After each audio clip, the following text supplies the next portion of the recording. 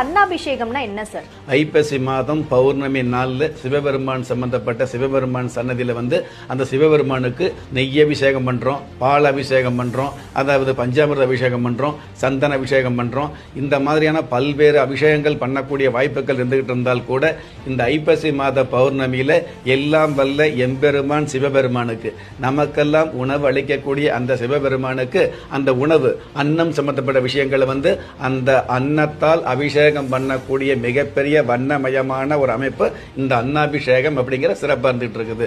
இந்த அன்னாபிஷேகம் பண்ணுவதன் மூலமாக மனித குலத்திற்கு கிடைக்கக்கூடிய நன்மைகள் நிறைய பேருக்கு உணவு அப்படிங்கிறது கிடைக்காம அந்த உணவுக்காக கஷ்டப்படக்கூடிய சூழல் இருக்குது இல்லையா?